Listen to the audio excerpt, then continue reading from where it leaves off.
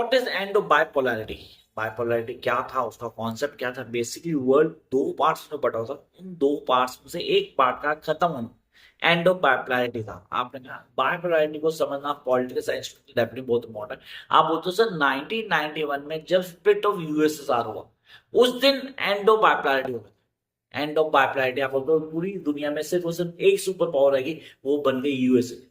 तब पूरी दुनिया में सिर्फ एक सुपर पावर थी, वो थी यूएसए, और इसको बोला गया एंड ऑफ बाइपोलैरिटी। अब आपको तो यहाँ पे सोवियत यूनियन टूटा क्यों? बहुत बड़ा रीजन था। सबसे पहला रीजन था इकोनॉमिक प्रॉब्लम्स। यूएसएसआर की इकोनॉमी बहुत वीक थी, सीरियसली बहुत वीक थी। लोगों का बेसिक चीजों को भी लेने की अफोर्डेबिलिटी नहीं थी।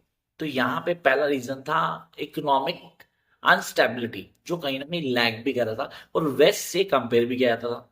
Number two, that is political problem. Democracy नहीं थी।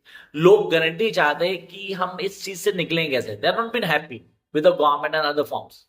कम टू नेक्स्ट रिफॉर्म्स। रिफॉर्म सुधार की कोशिश तो हो रही थी पर सुधार हो नहीं रहे थे। इसमें एंट्री हुई एक लीडर की जिसका नाम था गॉर्बेचेव। गॉर्बेचेव दो पॉलिसी लेके आया जो बिल्कुल ही ब्लंडर साबित हुई यूएसएसआर के लिए। पहला ग्लासनोस्ट, ओपननेस, फ्रीडम देना कि भाई जिसका जो मन करे वो कर ले। उससे कुछ होने वाला नहीं है, लेकिन हाँ लोग आपको छोड़ना शुरू कर देंगे और यही हुआ। यहाँ पे सेकंड आया इकोनॉमिक रिफॉर्म, लेकिन रिफॉर्म बिल्कुल कंट्रोल से बाहर हो गई, चीजें उनके हिसाब से नहीं रही। फिर आ गया डिसइंटीग्रेशन का प्रोसेस, एक ऐसा प्रोसेस जिसमें डिसइंटीग्रेट हो गया। तो यूएसए के अंदर 15 रिपब्लिक एक साथ मिलकर काम करते हैं, वो धीरे धीरे सब अलग होने लगे। क्योंकि यहाँ पे गॉर्बेचेव जो उसको लग रहा है कि वो अलग जाके खुश होगा, वो अलग हो सकता है, तो उनको तो मौका चाहिए था, एंड मौके पे चौका लगा। वो अलग हुए, स्प्लिट हुए। यहाँ पे 1991 में सोवियत यूनियन ऑफिशियली खत्म हो गया था, ये डिक्लेयर कर दिया गया, वो इसको एंड ऑफ बाइपोलैरिटी कहा गया। आई होप आप लोगों को कॉन्सेप्ट क्लियर हुआ।